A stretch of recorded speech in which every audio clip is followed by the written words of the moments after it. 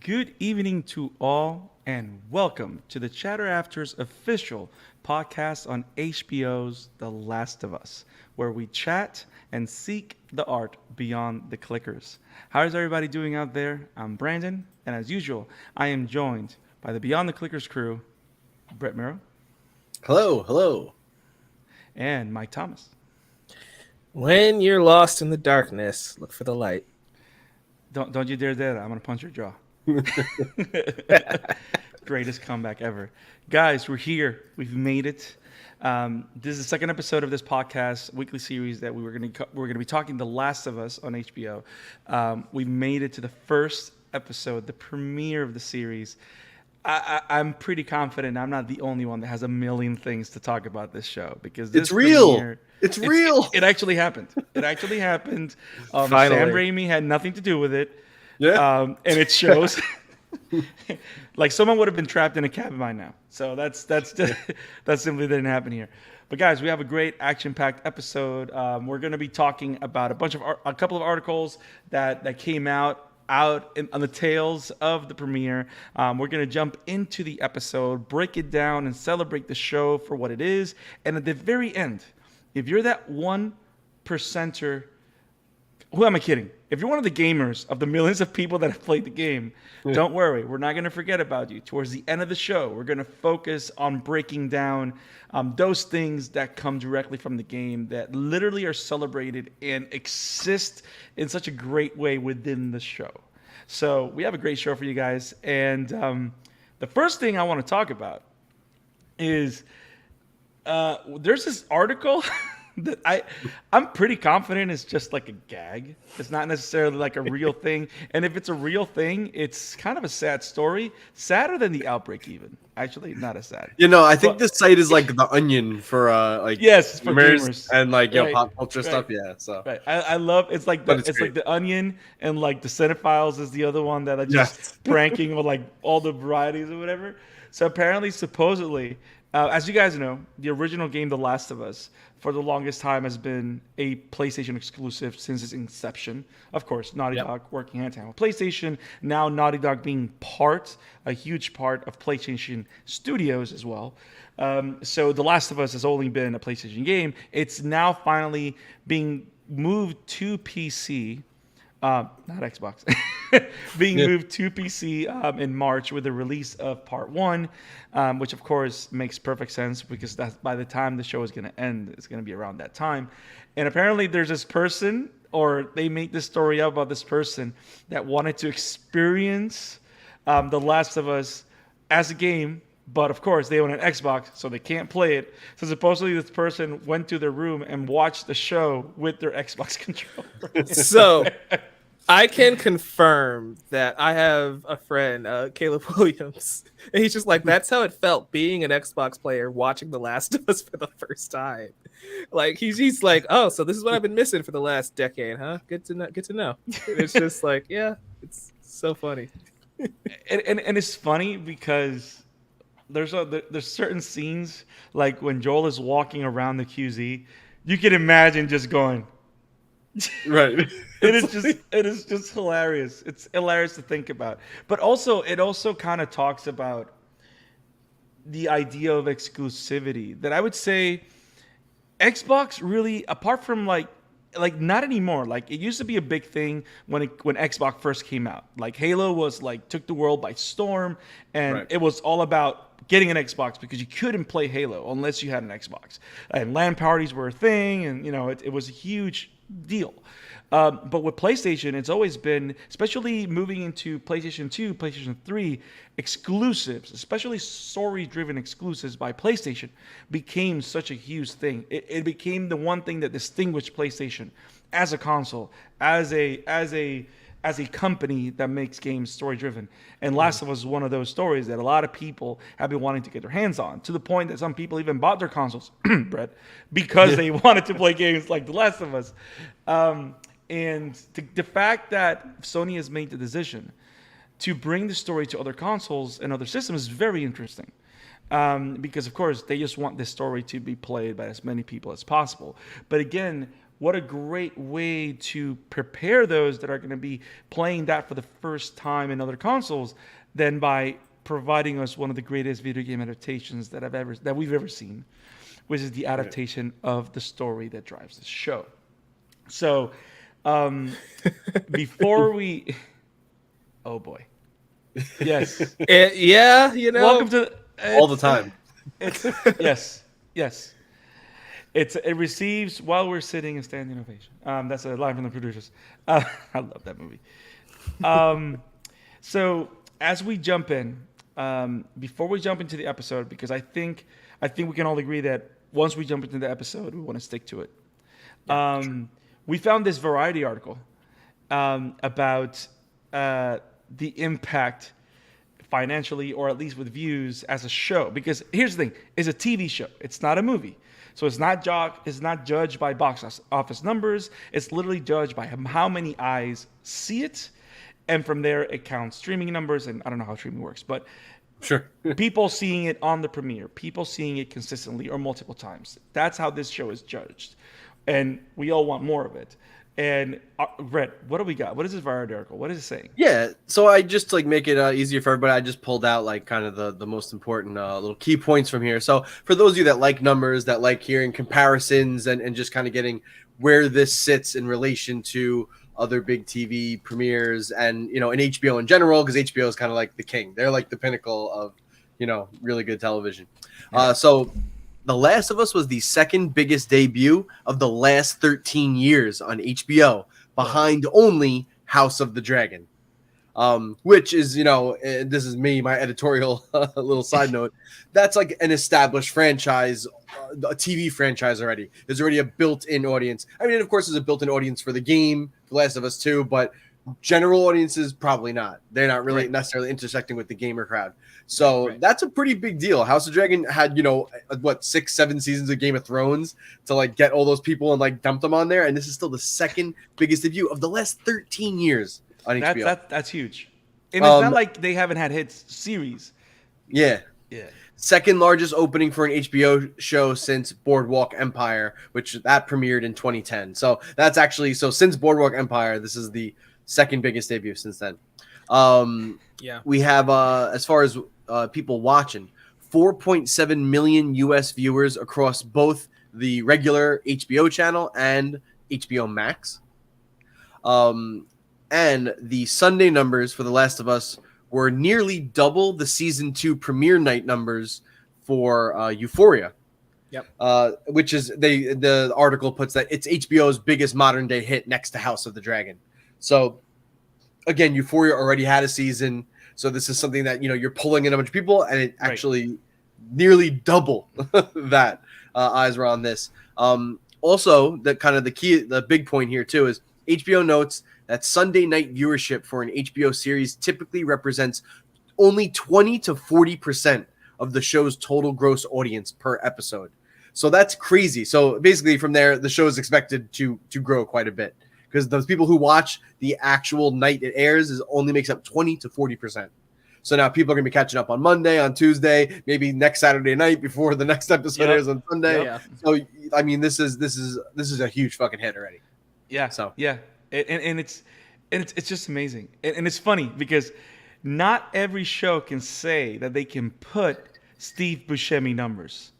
Because remember, Boardwalk Empire was a big Steve Buscemi vehicle. These are Buscemi numbers. Yeah, that's up there.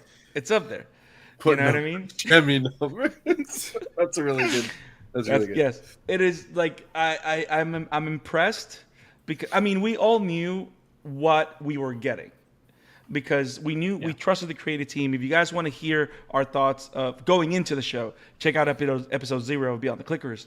But we trusted. We had high hopes, and I think it's safe to say, at least for me, as we jump into the overview of the episode, they didn't meet expectations. They overly exceeded them. There is so much of this episode that awed me. And let's do a roundtable. Let's go around, get some first impressions of the episode, or second, Mike. And let's start breaking this down. Brett, seeing it for the first time. I think we were we were live tweeting, kind of like, okay, we're gonna watch it live. I was like, what even live even means anymore? Yeah. So where did you watch it? How was that experience? Yeah, so I have it HBO Max. So I was in like the comfort of my nice, we have like a big living room in the back of the house. Me and my wife. I said, you got to watch the show. She's heard me Nice. talk about this before, Yeah. and I even think I've showed her like the intro cutscene to the game before, like the whole beginning part with Sarah. Okay.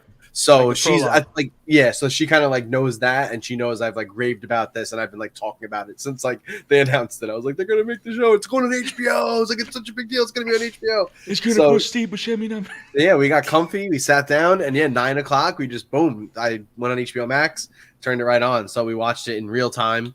It was exciting to see. It was like an hour and 20 minutes. I'm like, oh, nice. It's like a short movie. So this is Yeah. gonna be like this is gonna really go in depth. And man. I mean, I don't know how like detailed you want to. Well, I guess some of that stuff we're gonna talk about the changes later. So I'll hold some of that. But yeah, my overall impressions. It was paced amazing. I loved the little tweaks and some of the ways they expanded because we in a game they're trying to get you set up and then get you into the action, so you're not sitting there like unless you're Kojima and you make your players sit through 9 hours of cutscenes before you Yeah. can actually pick up the controller. Or have them set. Or have put the controller down and see it vibrate. Yeah, see, watch it do things. So they had to do that in a shorter time, and then with this, they just gave everything like room to breathe and really just like take its time and listen. They have a different task here, right? They have to. This is not a game. It's not something where you're interactive, and just the interactive nature of games automatically adds like 30% immersion. You know what I mean? Right. Like right off the bat, just from being Right. there. So like now you don't have that. So you need to grab everybody. You need to get people hooked on these characters, and you need to make associations, especially certain characters where something happens to them pretty quick. You need to build up some kind of love for them. So yeah, my general impressions are, it was excellent. It was paced perfect. It was the little tweaks they made, nothing bothered me, and the a lot of things they kept very tight to how it was in the game, and I really appreciated and noticed that. And I mean, what more could I ask for? I'm like so excited for like the rest of the series. What about you guys? Mike. So, caught myself before I started talking while I was muted. Well done. I'm learning. I'm evolving. No, but this Don't evolve episode- too much. We've seen what happens. Yeah, I'm not gonna go to bloater status. Trust me. But this episode is everything you could want, right? Like, talk about a first impression and setting the tone. Like, just the opening sequence of taking us back to 1968 and setting up Bro. the groundwork and the foundation Yes. of that. And then it also sets up, moving forwards and backwards through time, which is something we might end up seeing throughout the series. But Right. I love everything. I love, like you said, Brett, I love the prologue of how they expanded Sarah's role and expanded everything with her and Joel and their relationship, which just, it's funny because, knowing what's going to happen, it's like watching a car crash in slow motion. Yes. It's painful because you're like, the more I get attached to this kid, the more this is going to hurt once we get to that point, right? Like, so I love them expanding on that. I love Pedro Pascal as Joel. I think he is great. I think Gabriel Luna, for what we got of him as Tommy, right? I just Yes. love their dynamic at the start of this episode. And yeah, it's phenomenal. We'll talk more in depth as we move along, but initial impressions, I loved it. Second time around, even better than the first. It's fantastic. So for me, it was daunting because first of all, I loved it. I truly enjoyed it. But the reason I say it was daunting is because I had the challenge of I had to turn my brain off. Not only because I know the story more first, but I just played it. Yes. I just rolled credits on it last week. So it's very, very, very fresh in my mind. And the first time I watched it, I liked it. And like a lot of the changes were not bad. They were jarring. But when I watched it the second time, like, you know how you need to like get all your questions out of the way, and then you have to watch it again like a palate cleanser to really Right. take it in. That Yeah. second time, I loved it. I loved it so much. And I'm glad that you mentioned gameplay, Brett, when you mentioned it, because the idea that proper gameplay consists of immersion. The idea is to involve you in what's going on. And when you take gameplay away, I love that this first episode really demonstrated how strong the story is within the game and how well thought out it is. Because when I watched this first episode, the first thing that came to my mind is, wow, there's so much story that we never saw. There's so much story to see. And I'm like, okay, I'm hungry. Show me more. Show me more. Show me more. Yeah. And if you guys look at the screen right now, this episode starts with something that none of us expected. Yeah. Something not from the game. So something Not from the completely game. alien. This is 100% everybody. yes. And it's beautiful because it was very smart to do, because the one thing that sets the tone for the rest of the game is the actual first 15 minutes of the game, which is the whole prologue sequence. That sets the tone. But this 1968 presentation, the possibility of fungal outbreak, this particular presentation sets the tone for the show. Yeah. Yeah. And I love how it sets the table, because you're, from the get-go, you're terrified. You know, Yeah. and I love, I mean, not that I love being scared, but like I love going into it, even though I know what it is, I have this fear of, holy crap, they're grounding this even more. And the Yeah. game itself is grounded, like more or less, you know, of course, there's no fungal infection that we know of. But the game is very grounded. Even has a difficulty that's called grounded.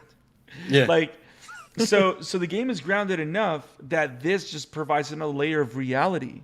And of course, Yeah. conversations of global warming, because that's definitely what he's alluding to, right?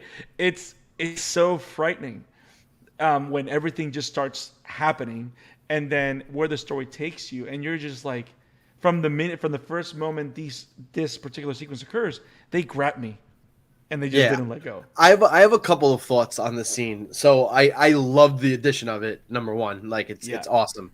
But a couple of things that are cool is that I like that they started with this what I'll call just like a new scene, because it's not something from the game. It's like made Right. just for the show, because it makes every viewer have to start off on the same foot.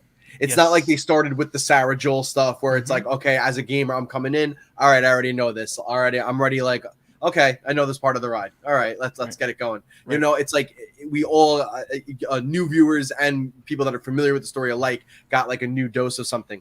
The other, so I thought that was actually pretty cool and smart, and I wonder if it was like also kind of intentional. But the other aspect I think that's really cool is kind of opening the show with this and getting the explanation of what the virus is and where it most likely came from, and kind of all the mystery about the virus out of the way right off the bat.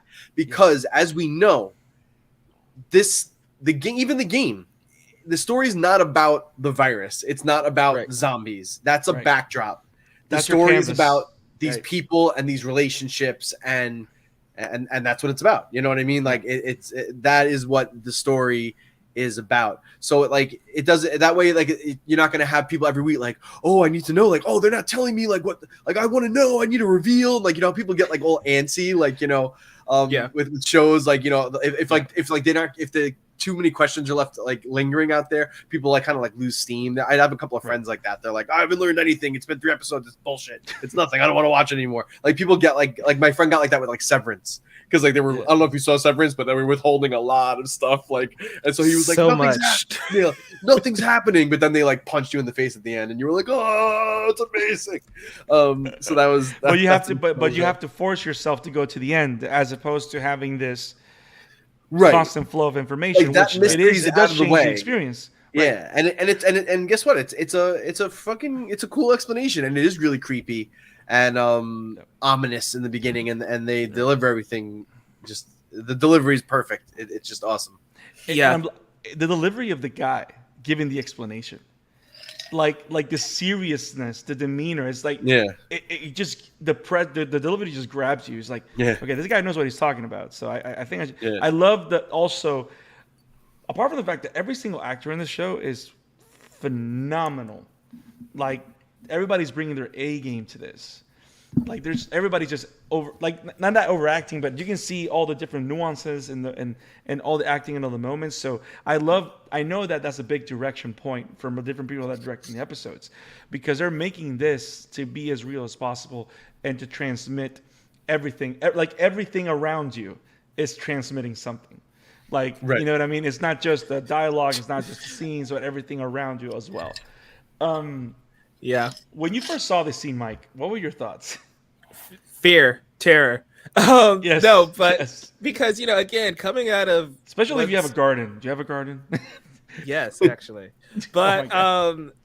the fact that it's rooted in realism, right? Like the idea that the infection is based on something real called the zombie fungus, which does see the same thing happen, right? Where the mushroom infects ants and it's basically mind controlling ants. And like Yes. it makes it so terrifying because this is the 60s. He's like, oh, it's not going to evolve to that point. We're fine. And Right. then you see it does. And again, coming off of everything with COVID, it just makes it hit even harder. I kind of hate, I don't know if you guys missed it, but in the lead up to this show, Neil and Craig have just been talking way too much. They actually revealed that this scene was going to happen before the episode aired. Yeah. And I hated Yeah. that. Yeah.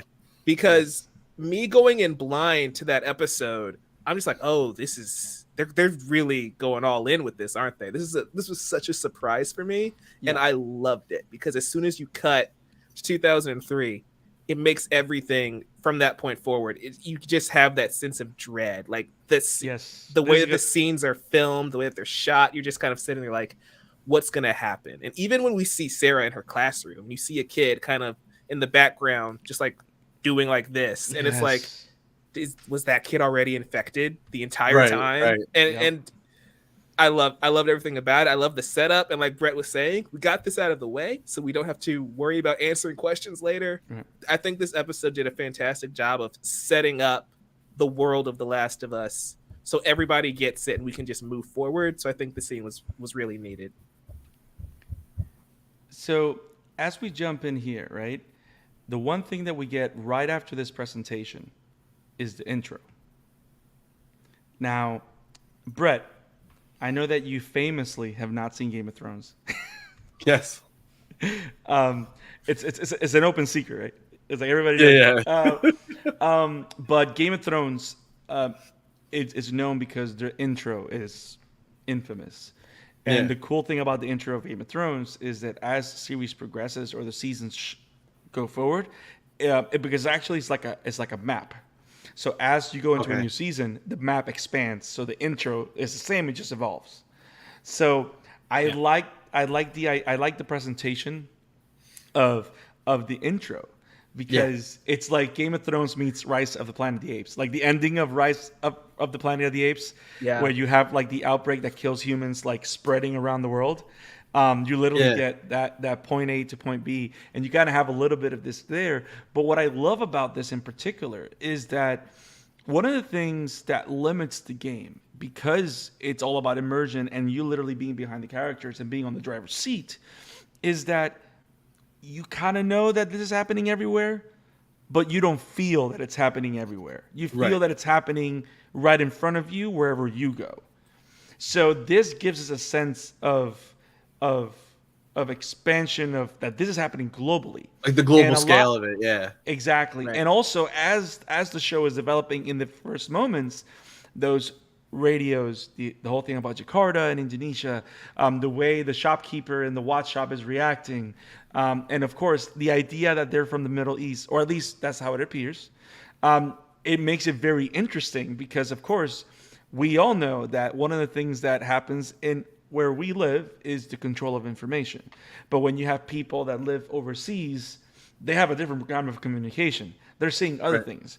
Not every government shares information in the same way. So what is she hearing from where? What news is she watching that she's reacting that way so it gives it the sense of grander scale, so that way when we get to see the QZ, it's like this is not Boston, this is the world we're living in, so it Right. gives it this bigger and grander feel to then follow the story. So I like how those little details, especially starting from the intro, started just expanding that.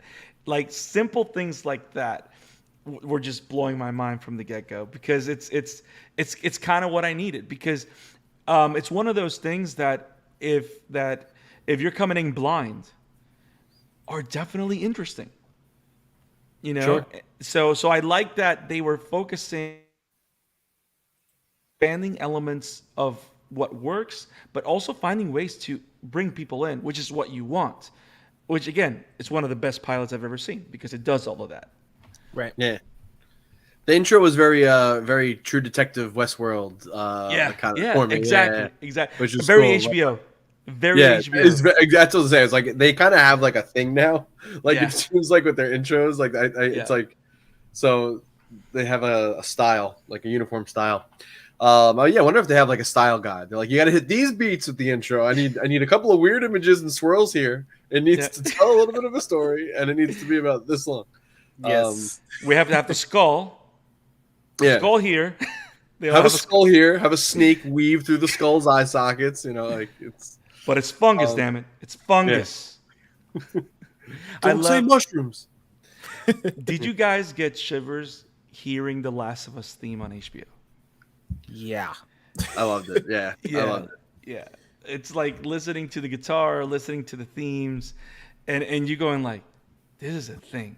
Like it's a thing. Like again, like I said like earlier, I was like, it's real. It's like it's real. Yes. And they did it. Yes. They did all the things. Yes. They did all the things.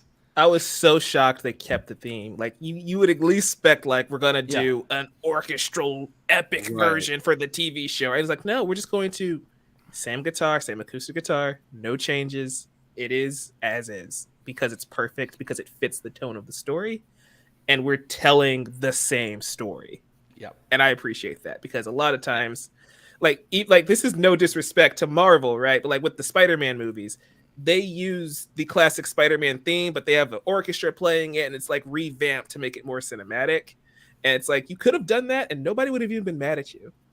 But they're like, no, it's perfect as is. We're going to leave it. You got to respect it. Yeah, and one of the things that works for the music is that it's overly simplistic. That's one of those themes that, because it's overly simplistic, that's why it's so moving. Because it's all about the performance of the piece. And Gustavo, like I love like I still go back to the presentation, the PlayStation Showcase presentation, when they presented the first trailer of Part 2, and Gustavo just played the music live. Yeah. No, the soundtrack in that game is just something else. It's beautiful. And lonely and sorrowful and everything, and beautiful at the same time. It's really good. So I don't know. Did you guys want to? We're still talking about the episodes? I guess we'll go into just kind of an interesting aspect that I really loved, a little detail. So obviously they expanded the opening with Sarah and Joel to more than just their house into like a little 5-minute sequence. They expanded out into like almost like half the episode is like 30 minutes, 30 minutes of that whole thing. Yeah. But when she is at the neighbor's house, that's kind of the new element, right? The neighbors, they added in rather than having the neighbor just show up at the back door, like in the game at the, Yes. So I know, but yeah, so we have the neighbors. So there's that one part where like, I'm already liking them, like they're leaning a little bit more into the horror element of it. Yes. And that, the moment I'm talking about. So the one moment where you just see the grandma out of focus in the wheelchair, and she starts doing that weird thing with her hands and her mouth, and I was like really fucking creeped out. I was like, whoa, that, and the way they were so like ballsy, they just kept it. They never focused in on it. They kept it out of focus the whole time, which made it more creepy.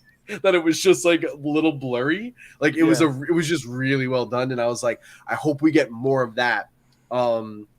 Which actually kind of makes me think of something else I want to talk about, but then I feel like now I'm getting into like the changes. So maybe I'll hold back until we talk about that. So I'm glad that you mentioned that because that's Yeah. one of the things that I wanted to talk about, especially the neighbors. Yeah. And if you remember, when in the game, the neighbor breaks through the glass door, or Yes. or like Joel is there, right? And it says there's something wrong with whatever with Mr. Adler or whatever. They said, but I saw him this morning. Yeah. Right. Sarah She does. drops that line. Yeah. So now we see her you seeing see them that this whole morning. thing. Yeah. We see that play out, and I love that the way they did it was to not, and I love that it was everything that they did, every switch or I don't want to say switch, every expansion of a moment of a line that they did. I love the fact that it had a dual purpose. It wasn't just for us to spend more time with Sarah. It was all about of using her as the medium to find out what's going on everywhere. Because she not only did she see them there, right? She's the one that apparently actually is learning things, right? Because nobody knew what Jakarta was, the capital of Indonesia, but she knew it, right? So she's Right. informing us. Oh no, she's the capital of Indonesia. But we don't know what's going on, but we know something's happening in Jakarta. So she go to school, and we have the whole thing about the twitching of the hand of that particular student, which after the whole presentation and the fear that's been thrown onto us about the fungal infection, right? We're thinking, what's going on here?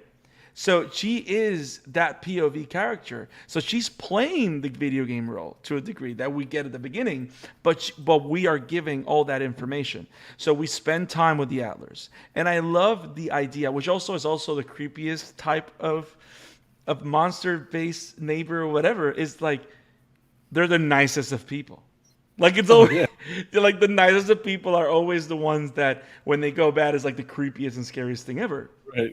So Yeah. so I like that all this builds up to that moment with Joel, the watch, like the line of hardcore drugs, like Yeah. all those little tidbits there. And even then, after when we see what happens with the neighbors, that first moment with an infected, what was that moment for you guys? I'll let you go first, Brett, because Yeah, no, the first encounter with them. Yeah, no, I absolutely I love it. I love it. I think I we love found out seeing what all the- tendrils looked like. Yeah, I love the That tendrils. was very interesting. It actually looks really cool, and I think that was like a cool change and a reasonable change. It's like I don't mind when you change stuff as long as like it makes more sense or you have like some kind of at least like a good reason for it. And when you see it, you're like, okay, yeah, you did it. That's good. That was like a good change. It seems like you thought about it. You didn't just do it just to do it. So that was great. I mean, yeah, I love like seeing these early infected people, like the way they kind of like run, like it's almost like it's like the fungus hasn't learned how to like manipulate the host yet. So it's like just fumbling around and they run into stuff and they can't like control their momentum, and makes it more terrifying because they're so wild and erratic, and like it's so cool. But knowing what's coming down the line is even cooler too. But like, Yes, it's funny that you say that because it's very cool. Now, no spoilers, Yeah. but as we see further on, the different versions of evolved fungus, those versions are even more in control, which is what makes it so interesting. It's not this crazy thing just running around. Like, they're more interesting characters and more interesting monsters to see because of that very reason. And I like the idea of the tendrils. I actually liked it a lot because it's not just the idea of, oh, you're bit and that's it. It's all about transference. It's like the fungus literally acting through the infected to go to the other person. So I like that sense of connection that wasn't there before, as opposed to just a bite or a spore or whatever it was. yeah. How did you guys know that this episode was supposed to be 2 episodes? No, that's crazy. So supposedly the original pilot ended when Joel throws the body of that kid in the fire. Oh wow. But when they got notes from the execs at HBO, they said no, like it should end with him meeting Ellie, because that's the point. Yeah. So I love the Shout out to idea studio interference. with Yeah. that when it actually makes sense. Yeah, that's actually a good one. Like, I would have Yeah. been annoyed, I think, if we hadn't gotten up to Ellie. Like, yeah, like get the Right. two characters in there and like get That's that the point. whole thing rolling, So Yeah. that's actually a good note. Yeah. It actually makes perfect sense when you think about it too, because as much as I love this episode, it does drag a little bit once we get past that point, because they probably did take that segment, and since it wasn't naturally written to fit that way, it kind of makes the Right. second half of the episode have a little bit of a lull compared to the drama that happens with Yeah, because Sarah. it's a different plot all entirely. Right. It's basically Yeah. a different episode. It feels like it's Yeah. basically 2 episodes in one. Yeah. But that also makes sense on why episode 2 is significantly shorter. I think it's like 43 minutes compared to this one. So it's like, yeah, they definitely cut some of the runtime from that one. And Yeah, they just like onto pulled this it one. over. Yeah. But I do love the idea that because they are the masters of their domain, they're gonna do different lengths. Because even though episode 2 is 43, I think episode 3 is 80 minutes, right? Yeah. So I love that they're giving themselves carte blanche. It's like, no, we're gonna do their episodes are gonna be as long as we need to. Yeah, tell the story segment right. of the story, that Yeah. chapter, Yeah. the way you need to tell it. And Yeah. just whatever. Don't just stick to some kind of formula. If you need 30 minutes to tell it and it's going to be a great 30 Right. minutes, great. If you need an hour and a half, and do an hour and a half, Right. you know. I love this. Breakfast with the Millers. This was great. If this was just the show, I would have been happy, honestly. Like Yeah. the chemistry between the 3 Yes. Millers is Yes. so good. It love is Nico really, Parker. really good. She's so great. Yeah. Yeah. I love meeting Joel this way because it again, it's in a show. These are the scenes that allow the big moments to hit. Yeah. So and also there's little things here like when he actually gets up from the table. Did you guys notice that he goes like this? Because he's about to look for his watch, but he doesn't have one. So he kind of hits his hand and he just grabs his cell phone to see the time. So it kind of tees up the idea of why she gives him the watch. And gets it Right. fixed. So those little things. I don't even those think I little noticed that. ideas- That's great. That's yeah, amazing. like all those little things are there. Now, I love spending time with them. I agree with you, Mike. If this was the episode, it would be fine. Yeah. Because when it hits, right? Now, I did find it interesting that they're using a lot of visual storytelling. Now, I was very surprised. So I don't know if this is. I know Tommy's driving the truck. I know that it kind of looked like he lives in the basement or something, or he just came in through the back door. I don't know. And I don't know if this is referring to Tommy or specifically Joel. We don't know. But it would make sense.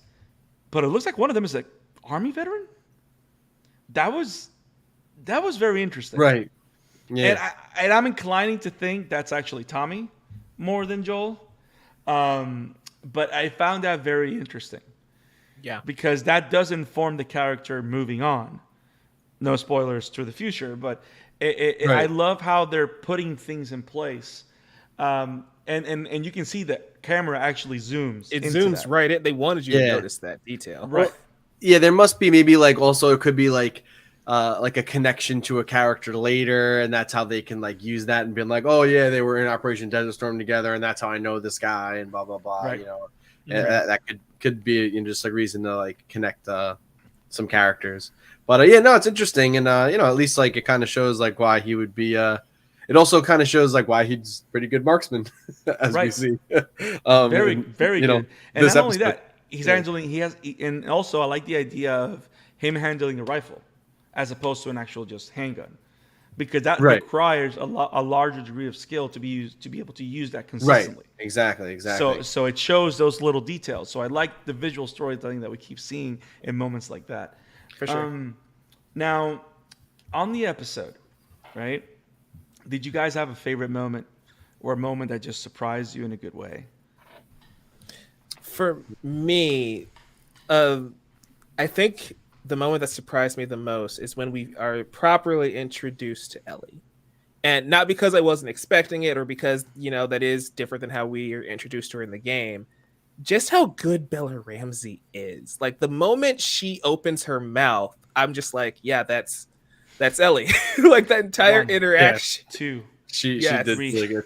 it's so good. It's like from that moment forward, I'm like, okay, I knew Pedro Pascal was gonna kill it as Joel. Like Bella Ramsey's the one I know the least about because I didn't watch all of Game of Thrones, so I didn't really see her work there. So it's like getting her here. That for me is the moment that stood out a ton because she captured everything I'd want from that character. Right? She's smart. She's sassy. She's 14, but she's also very mature considering the world that they live in forces you to grow up Right. very quickly, right? So I think she was able to hit all of those notes, especially later in the episode. You can see just like actual fear in her eyes right before her, Tess, and Joel make their way out as they travel through Boston. That moment she has with Joel where she's asking like, you know what you're doing, right? You know how to get us there. And you can kind of just hear the tremble and the fear in her voice because, like she said, she's never been outside. She's never been outside the walls, right? Like Aaron Yeager. You know where to go. Yeah, and she's with Yeah. two strangers. You know. Yeah. Two strangers who was holding a gun to her face like 2 hours earlier. Right. So I think she was able to hit all of the right beats. That for me is the most surprising thing. Is the kid actors are always the one that kind of spook you. I know she's 19 compared to like the kids in Stranger Things when that show started, but the fact that she was able to be so strong in this first episode, her and Nico Parker, I think they were fantastic. Yeah, they were excellent, and yeah, man, Bella Ramsey was really good. I that's also kind of my experience. Like I don't know her from Adam. You know, I have no idea. I haven't seen her do anything.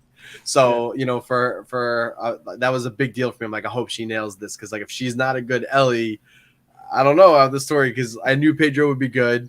And look, I mean, I watched it last night and I was like, yo, Pedro's Joel. Like he's Joel. Like he's Joel. He nailed it. He got it. He looks the part and he actually nailed it. So I really couldn't be happier with the show. Like how it's turning out. One thing I wanted to throw out, while we're talking about some of the stuff. So the encounter. Well, I should a general note that I think when Neil and Craig have been out yapping about the show, they said they're going to pull back on some of the violence. Yes. And so I haven't played the game in a while, as we discussed on the last episode, but I did do like a rewatch of like mostly like most of the beginning of the game, just like watching YouTube, the cutscenes video. So I forgot that like when they meet Robert in the game, like spoilers for everyone, like Joel straight up like caps him, like blows his brains out, like pretty nonchalantly too. Like he's pretty he's pretty laid back about it. And in this, when we encounter Robert, he's already been taken out by fireflies in a shootout, and they got rid of that. And I was just wondering, like, I mean, it didn't bother me. It's like, oh man, they took him blowing someone's brains out. Like, I didn't care. Like, it's cool. But it's interesting to me that if they're going to, make little subtle changes like that and pull back in that way, I do hope, like I was saying, I love that little horror moment earlier on. I hope maybe they lean into some more of that, just like creepy, kind of unsettling stuff. And maybe I don't need all the blood and guts and gore. Like I don't care too much about that. Like that's the flying viscera everywhere, as fun as it can be sometimes. It's not like really my whole MO. So I think if they make that trade, I'm like, that's a really fine trade to me, and I really like that. But yeah, just interesting. But it's funny though, like as I'm talking, then I'm remembering like towards the end of the episode where Joel is super violent and it's pretty graphic, and that's with that soldier. So I guess they didn't pull back too much. But so it's funny that you say that because I thought as you were talking, I was thinking about how you mentioned that they were going to hold up on the violence, and I kind of want to call it that they're not necessarily holding back. They're just focusing that whenever violence is going to be used, there's going to be a purpose. They're going to use it as a story tool because that's what happened with Joel, right? They used it as a means of, hey, this guy is messed up because of the trauma, and when he gets triggered, it's funny how those that have played the game kind of know where that leads at some point, right? So So it's very interesting that they're using violence as a story tool for that character, as opposed to just using gratuitously, the way you mentioned, which I think is very, very smart. Because whenever he does something, there's something that's happening that's moving him to make that choice. Right. I'm glad you caught that, because I didn't think, I never saw it that way. I think Mike, you had mentioned about the violence thing, but I think I love all the smart decisions. There's so many smart decisions here. And of course, if you haven't played the game, maybe you won't see all of them, but don't worry, we'll talk about them. Yeah. But before we jump into the game stuff, of the episode, my favorite moment, I think, was not just the Bella Ramsey stuff, because it was phenomenal. And what I loved about her performance wasn't just the fact that she was 100% Ellie, but I do love the fact that she was able to kind of emote so many emotions at the same time, Yeah. while also keeping her cool because she's Ellie. And it's like this kid is mature enough to understand that she cannot show that she's scared. She has to mask it. But because she is a kid, adults will still notice. Like that moment when she's Right. talking to Marlene while they're having that conversation, and she goes, "Can I go?" No. And you can see like she's trying to be sassy, but she's scared. So they're having the conversation. And again, what like Mike said when she was talking to Joel. So I love that duality of what you see outside from Ellie is not necessarily what she's feeling, right? And also I love the expansion with Joel's character of how messed up he is. I love how much more we saw of that. The man lost a daughter, and then 10 minutes later, he's able to just grab a kid and throw him to the fire because he knows that's just how the world is. That's how Right. closed off he is. But also, he is closed off, but at the same time, he is so broken by everything that anything just sets him off. So after a day's work, he has to pump alcohol and drugs to just shut down because he's feeling everything. Yeah. So I Always like smuggling that. and like Yeah. so much danger all the time. Right, Like right. always over his shoulder, he's sneaking out of like a quarantine zone. There's constantly guns Right. being like pointed at him, and then like it's enough to mention too that like he's been at this. This is the 20th year that he's been without his daughter and in this outbreak scenario, watching like everything just crumble around him, and like I don't even know if like. I know it obviously we know that it tells you 20 years, but like Yeah. I don't know if I ever really sat to think about it. Like 20 years is a very long time. So like it's a big deal when he takes on this, this job, and Yeah. when he, eventually forms this relationship. That's coming out of 20 years of like some dark shit. Yeah. That- I think I don't think there's therapy in the No. dystopian future. Because No. it just keeps getting worse. You got to figure, right? Like it's gotten to a point that he's just going with the motions and staying alive and It's just survival, fighting yeah. and surviving. Survival. And yeah. it's not about how he feels. He's just surviving. Yeah. But he's just. But I love how in moments like what we saw with the, like him just like I don't know if you guys caught this, but when he was drinking and plotting the thing with the whole I love the whole Tommy subplot. I love that addition, by the way. The idea that he's trying to actually leave the QZ to find Tommy. Yes, Like that's already like in his that's his want for the episode. So I actually like that as an addition. And how they were able to align the wants of every single important character of the episode, where it just creates that moment that then sets off the actual journey. But did you guys notice that after he is looking at the maps and tracing the road or how he's going to get to Wyoming and everything like that, and he's drinking and he lies down, all you hear is the cries of Sarah Yes. in the audio. So those little things like that, it's like that is what this guy is dealing with every day. yeah. And it makes me think back to the game as a reference is when you meet him that day, when the 20 years later, you can see that he's like dozed off out of it, like just, he just He's over it. Yeah, he's over it. It's over. Yeah, Yeah, and you can see that connection here. So that's why it's so powerful when we see what happens with that kid, right? Him having to toss that body into the fire, because we are meeting him 20 years later. Like, Joel 18 years ago might not have been able to do that. That's just signifying Right. how jaded and how numb he's Yeah. become to the pain at this point.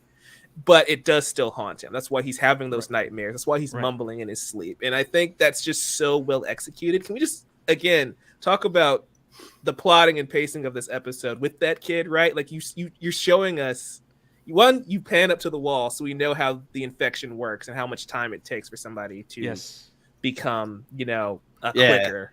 That was great. It was so great. It was so subtle. But then you're showing us how truly awful Fedra is, right? Because this kid is there and tests positive. You see how the scanner works, and then next thing you know, you see the child is dead, and Joel is the one who has to clean up the mess. And so like so much happens in that like 2-minute span of you're introduced to Fedra and how they operate. You learn how the infected works, how long it takes for it to spread, which comes back when we see Ellie at the end of the episode. And then you also just again catch up with Joel and see how truly broken he is. That's why this episode is so great, because in like a 45-second span, you basically told me everything I need to know about the episode going forward. And about the world, Great that world we're in, building. or the changes, right? Yeah. Like from one moment we have the 1968 panel, right, and then we have regular day in 2003 Texas until the outbreak occurs overnight, right?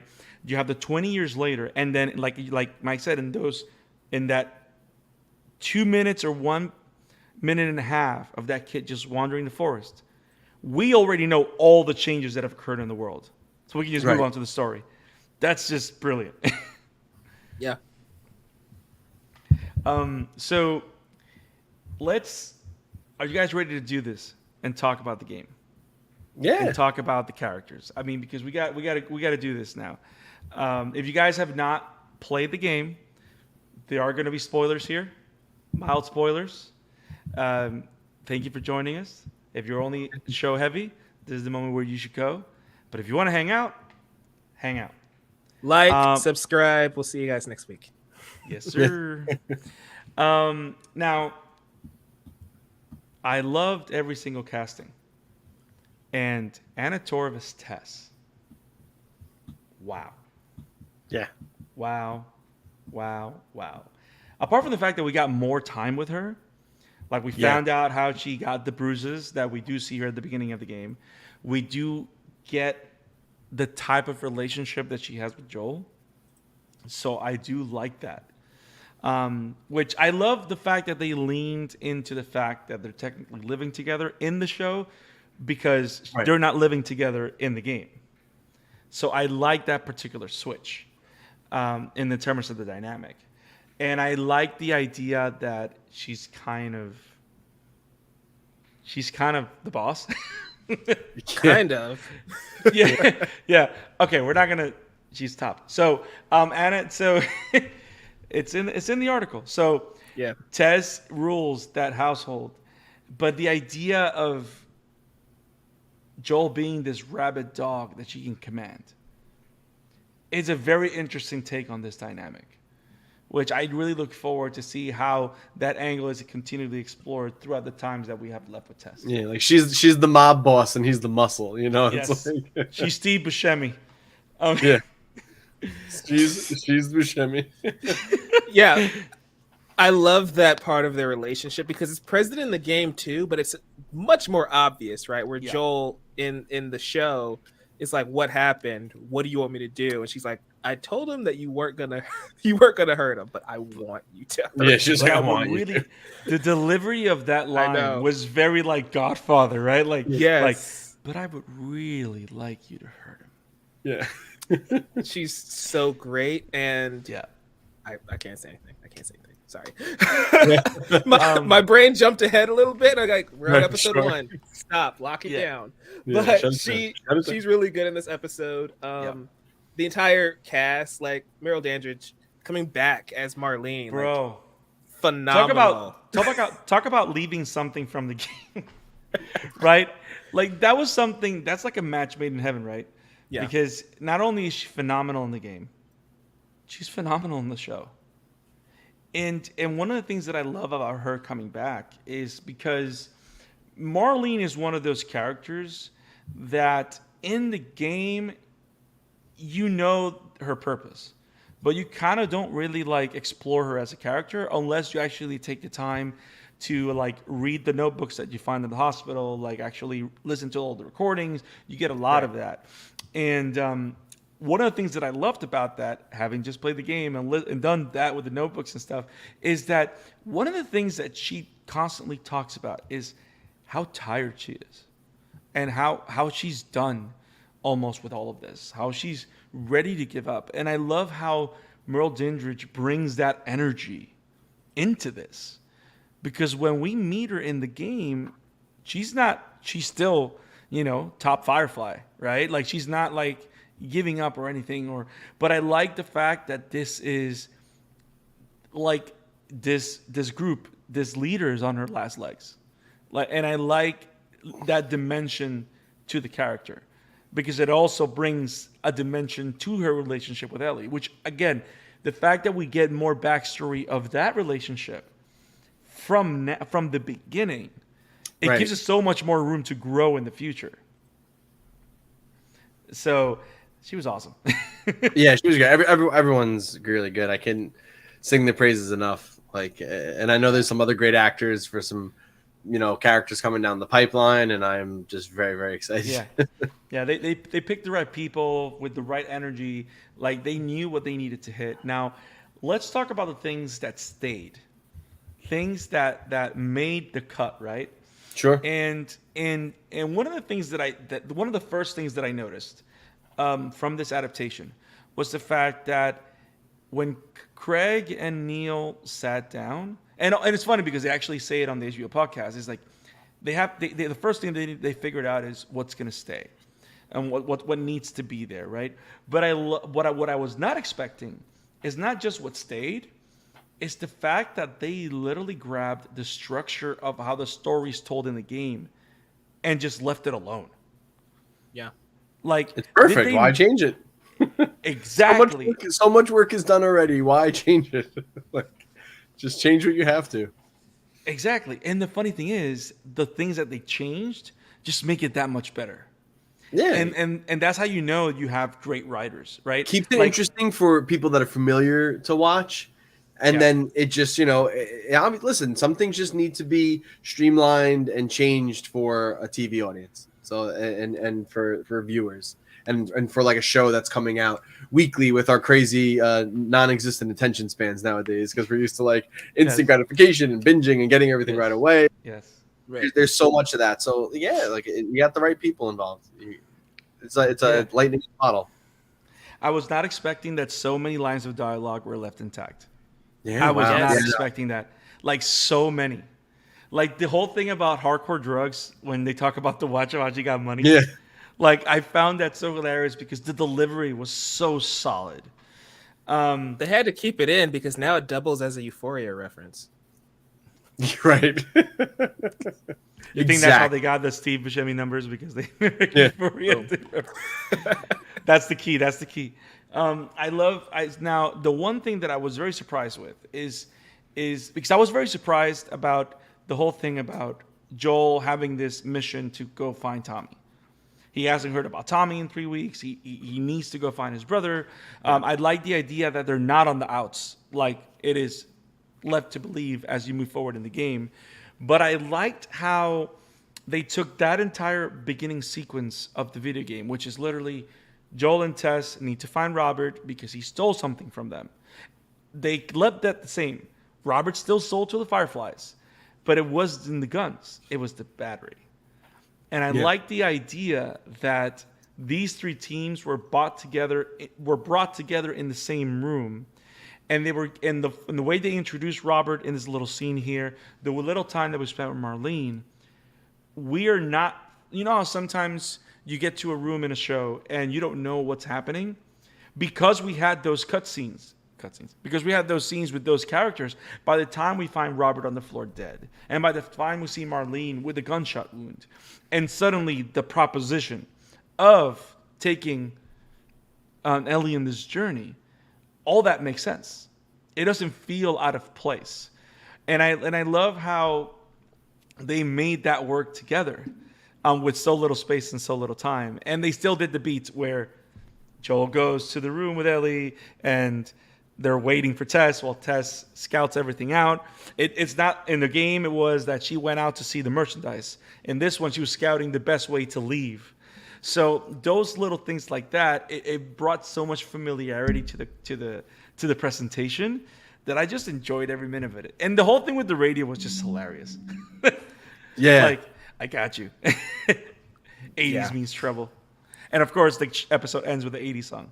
Yeah, and that was Which a nice it's little like- callback at the end. Yeah, which Yes, was like, yes. The Easter eggs are just yeah, So- everything's like being off, like So yeah. I want to know, how did you guys interpret that song playing at the end, right? Because it's Never Let Me Down, which is an 80s song, which means trouble.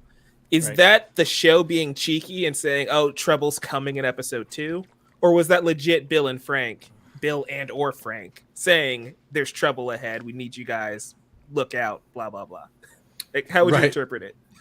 So it's hard to say Oh. because I heard the podcast and I heard what Craig said. Ah, But I Oh. want to share that in my thought. But go ahead. Go, Britt. no, I mean, I'm trying to. I just took it as like, yeah, there's trouble coming. Right. Yeah, on the way.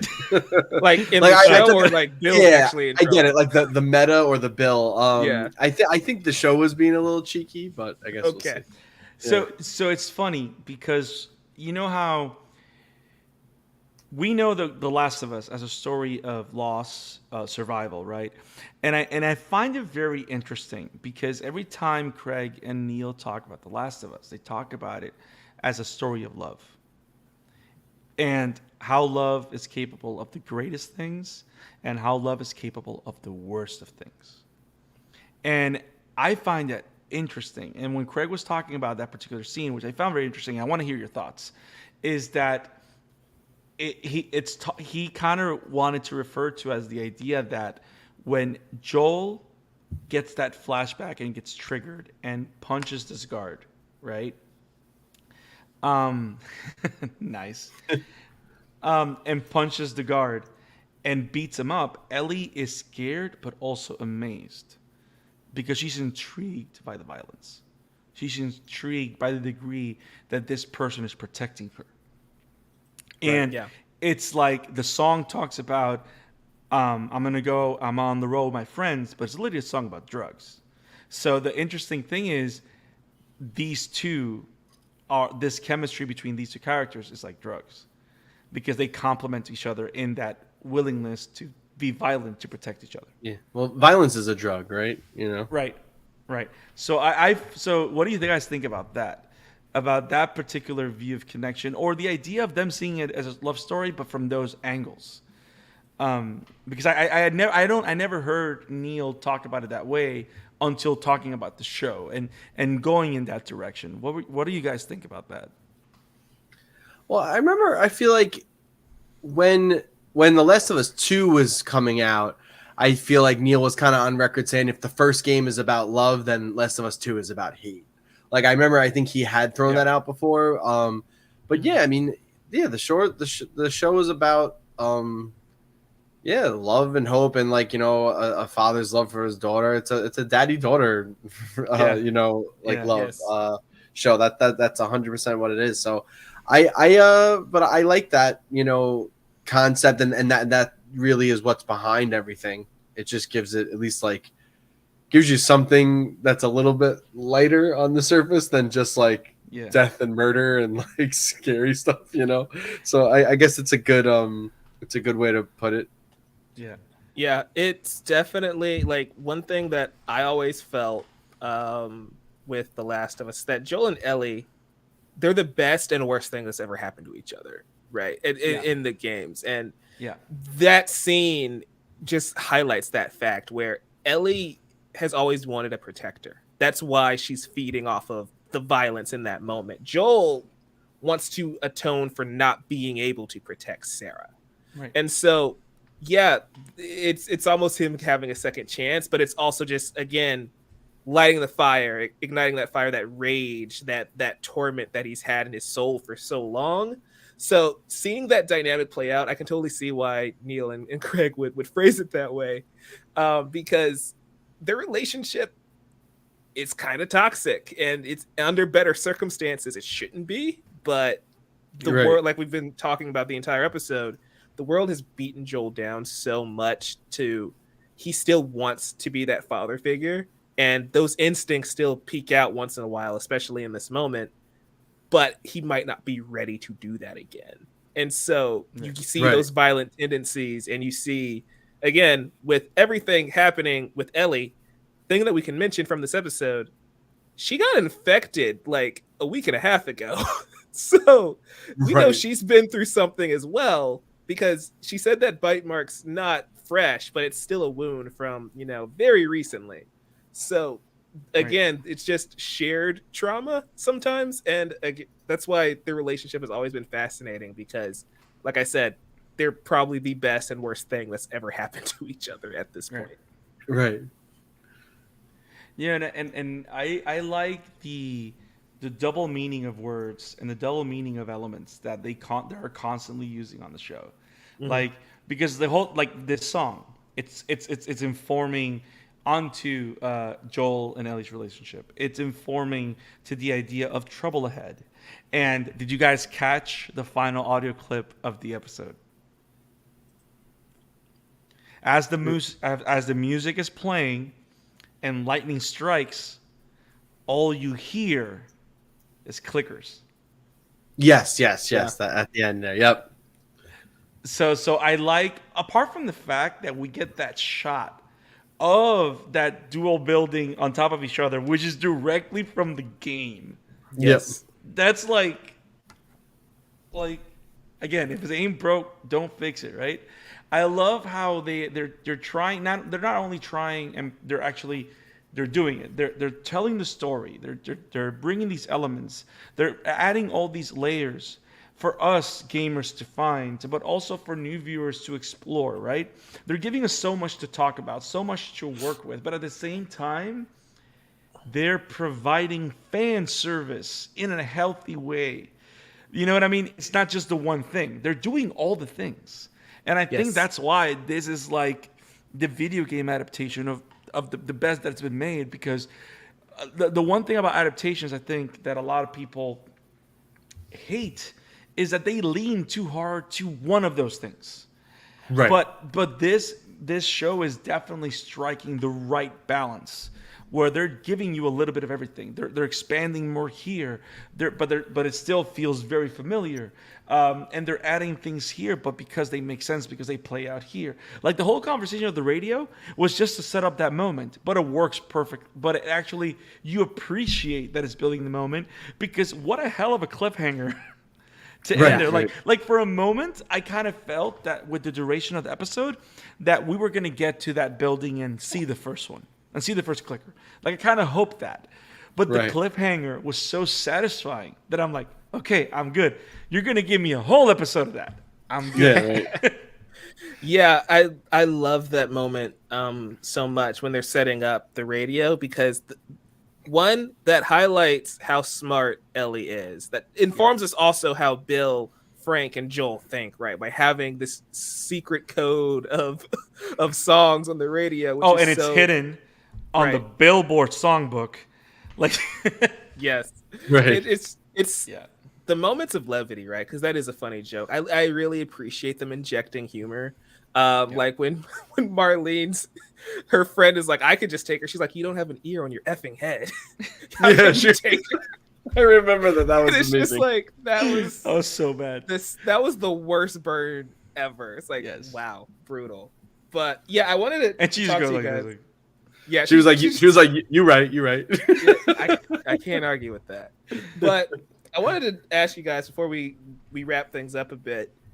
We were talking about the violence and how we meet Robert and he's already dead. Does that bother you at all? Because I know some No. people do think that the second half of the episode is a tad slower. So if we had it be the original version, where it is basically a mission of Joel and Tess going out and murking all these dudes, would that have been a little more satisfying, like pacing wise? Are you cool with the shock of, oh, it was already done by Marlene and the Fireflies? Yeah, I was fine. I wasn't bothered at all, especially because like I thought the episode ended very exciting with them like trying to escape out into the quarantine and that last encounter. Like they kind of made up for it. Yeah, I mean I don't think they didn't need to necessarily have like a big long drawn out shootout in the first episode, and I think I have a feeling the next episode is gonna have a lot of that. Based on that teaser, and then again we're hoping some clicker action, which I think could be really, really, really tense and thrilling. So, yeah, it doesn't bother me if they want to like wash through some of that and then like save the real violence and murders for like some of the bigger encounters. Like there's some stuff in Winter that like I hope that goes the way it does in the game. Yes, because that guy deserves it, and and all that good stuff. Yes. But I think it's a smart way to play it. I don't think again we even said before, Mike, I don't know if you said it or Brandon, I forgot, but like it felt like 2 different episodes as it was. So then it's like then you have like this crazy shootout. Now it feels like 3 episodes. Like what is the show? Is it like a thoughtful drama? Is it like a post-apocalyptic like something whatever? And then or is it like an action movie? Right. We gotta kind of I guess try to draw the line somewhere each episode. Conflicting tones, right? Yeah, and budgets, budgets per episode probably. Yes. True. I mean, it's HBO; they got all the money, right? Yeah, they got plenty of money, but So one of the things that I find to that same question, this is my answer, is that they're picking the moments that need to stay and playing around and moving around the things that you can move around. Because to me, what was most meaningful of that second episode, it wasn't that they capped Robert, right? At the end of the day, the Robert in the show is just like the one they gave me. He's still a bitch, so he needed to go down, and he went down. Exactly. That's all that matters.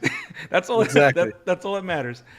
But the whole thing is because that didn't happen, we had time to explore other things, which to me are more interesting. For example, the whole journey of Joel and Tess, how they get to where the Fireflies are, is a lot more interesting to explore the world. Why? For 2 reasons. World building in terms of games, because as they're going into the area where Robert is, that's where we see our first infected in a wall. So they're bringing that specifically from the game. To me, that's more important. And the idea that we get to see what it looks like when someone's infected and dies. So to me, that's beautiful storytelling and visual storytelling. Not only that, they also do the thing where in the game, how do they travel in between buildings without nobody see them? Oh, they've built secret passages. Right. So how do they get to where the Fireflies are? They're going through a secret passage. So that to me is like, yes, because that is literally giving me meaningful stuff from the game, as opposed to what I can see in any Call of Duty game where everybody plays every single time. Like it's like anybody can do a shootout, and the fact that like we already know that they have weapons, we know they have means to defend themselves, but we want the story, and those little things like that expand the world so much. And for example, they move things around to give us that, but more importantly, one thing they didn't change at all, with the exception of the flashback and trigger where Joel punches the guy, that scene where they're checked to see who's infected because they're found out, that is verbatim how it happens in the game. That's how they find out that Ellie's infected. And the fact that that was like exactly the same way, and literally the same way Ellie takes her switchblade and lunges the guy. Now in the game, it was simpler. Tess just pulls out her gun, boom. But why does that happen? Because there's more gameplay to be had. Because we have to sneak out now in the game. But because they have made it out, they put it at the very end so we can have that moment with Joel. So they used it and transformed into a story point, and that was freaking brilliant. Yeah. And I love that they're making those decisions. Just to highlight Joel's anger, right, and rage, they set up that he's already familiar with that guard, right? Like they had an Right. interaction earlier in the episode. And it's like that's just how much he lost it, because Yeah. he, like, imagine murdering somebody that, even if you weren't the best of friends, like, I know that guy, I'm familiar with that guy. Yeah. And he's just Yeah. wailing on, beating him to death. He didn't shoot him. He didn't make it And quick that's and the thing. easy. Shooting, it's more personal, right? Yeah. Yeah. That's why, because like a lot of people came away from this episode saying, well, they didn't make Joel seem as big of an asshole as he was at the start of the game. Like, I don't know. That was making him familiar with that guy kind of makes that even harder to watch. But that's the Yeah. thing. Not as big as an asshole. The biggest asshole Joe's seen, which was perfect, was this one. Hey man, if you lost, if you're telling me to look at the light, I'm gonna punch you in the jaw. Yeah. Like that was perfect. It was amazing. But I love how that also is in others. Like everything is purposeful. Yeah. Nothing is filling scenery. Why was that moment important? Number one, to show Joel being an asshole to someone. Right. But number two, the main reason that was there is to give you an idea how Fireflies recruit people, Right. Yeah. which we No, never like- see in the game. The world building is tremendous here. I mean, like also like the scene. So before Robert meets his untimely end, when we first see him with Tess, Yeah. he also is talking about Joel, like, you know, like he's fearful of him. He Yes. has a reputation. So like that Yes. does a lot to set up Yes. that, like, nah, Joel goes around like fucking people up over here all the time. And Baba people Yaga. are well aware of him. Yeah, exactly. He's Yes. the Baba Yaga of the QZ. Yeah. So it's great. Like they really let you know. It's such an amazing job for a pilot episode of just like letting you know like the setting, like the kind of rules or like details of the universe, like really giving you insight to the characters and, you know, showing, not telling. You know, it wasn't. It didn't feel like, aside from the beginning, it didn't feel like overly bogged down by exposition. Right. Everything really, like you said, Brendan, like everything really did have a purpose. It was like meticulously thought out and planned, and everything served a purpose. And by the end of that episode, like you have a really clear understanding, like moving forward. And it was expertly done. It really was. It was expertly done. I know everything I need to know, and I am so Yes. prepared to go on the rest of this journey now. I'm not like sitting here like, oh wait, what was that? Who was that guy again? What was he saying? And listen, maybe that'll happen. We still have not like whatever 8-9 more episodes, so there might be time when they start introducing other groups and different, like, you know, some of the different stops they make. But for now, it's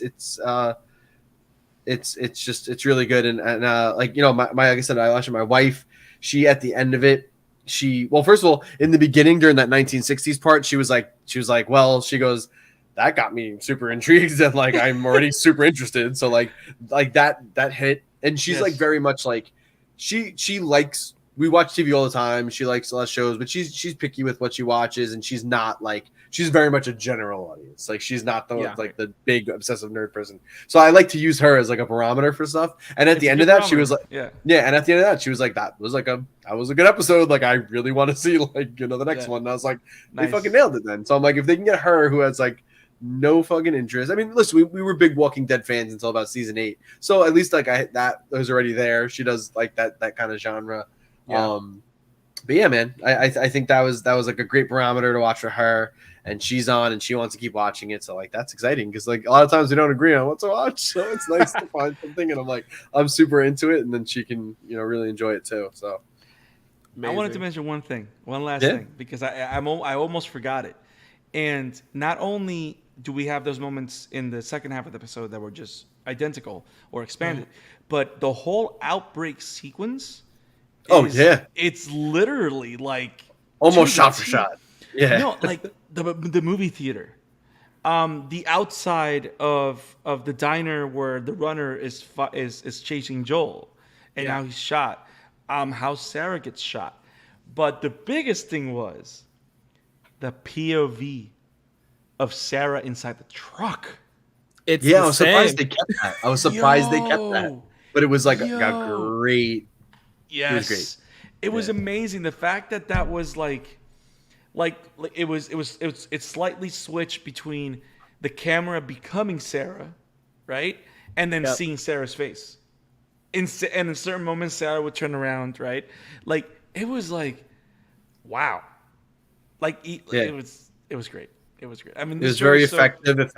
It kept it like it just managed to keep it intimate, even though they're driving through like for large swaths of it. It's just like empty road with darkness and headlights, right. but like it kept it so intimate and like Right. tight and like nerve wracking. It kept the tension up Yeah, yeah. because I was like, I'm in the car with them and like, oh shit, like who are these people? Like, oh, And we're you're not gonna hearing the stop for them? Oh, tires. shit. Like Yeah. you know, like you just it's Oh, wild. that's cool.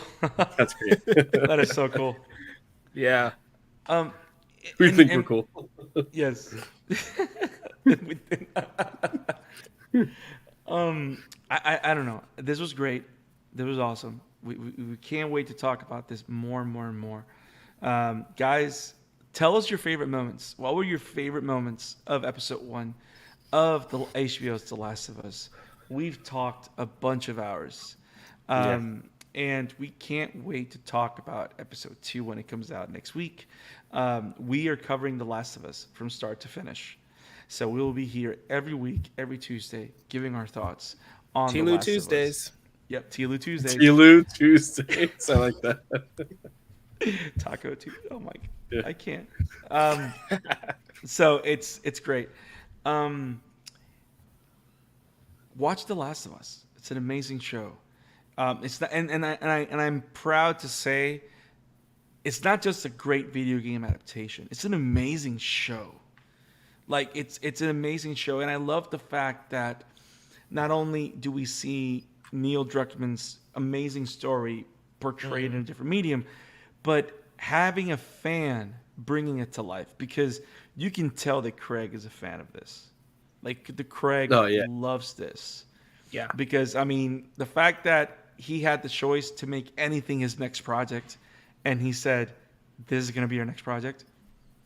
I love the love that we're seeing here. So we're in good hands. Yeah. We're definitely experiencing it with every frame that we see. I cannot wait to see them clickers next episode. I know. And of course everything else that we're seeing. Guys, thank you for joining us. Brett, Mike, great that you're here. Brett, if people wanted to find you besides the clickers, where can people find you? Yes, you can find me on Twitter at SuperBrecon, and then you can also find me weekly. Although I think we haven't done one in 2 weeks because like Mario got sick, and then I'm like recovering from COVID. If we didn't say at the beginning of the episode for the listeners, but yeah, you would normally see me weekly on the Fanboy Podcast for SupermanOnFilm.com, and we're on YouTube at the Fanboy Podcast. I'm sorry, we're on YouTube at Superman on Film, that channel, and then you have that on Twitter. We are at the Fanboy Show. And, obviously we always push out links to the audio and video versions there. We usually release on Fridays. So hopefully we'll have one this week. I think hopefully Mario's alive, and I should be more alive by Thursday when we usually record. That's awesome. Mike, where can people find you, man? You can find me here. Chatter After Daily, Beyond the Clickers. The Amateur Otaku, we're going live on Thursday, talking some anime. That's going to be fun. Also, my channel, Novice Cinephile everywhere on social media, especially TikTok and YouTube. Got a video on Avatar The Last Airbender, Netflix's Avatar The Last Airbender. It's a big week for adaptations, I should say, because we're going to see if that one's going to be as good as this one. If it's even as half as good as this one, we're in for a treat. So Nice. yeah. Nice. And you can find me at the Scarlet Fan 52 on Twitter. And you can find me at the Amateur Otaku Podcast. We talk anime, manga all the time. We're recently talking the other adaptation of Nier Automata, the anime adaptation of Nier Automata. We're talking that there. We're very soon going to be covering My Hero Academia Season 6 Core 2. We're going to be covering also Vinland Saga, which is amazing, and a bunch of other manga and a bunch of other anime. So check it out. Check us out there. We go live every Thursday at 7:30 p.m. Eastern. And guys, as the great Savage Starlight would say, Subscribe. endure and survive. Stay awesome, guys. Peace. Peace. Peace out.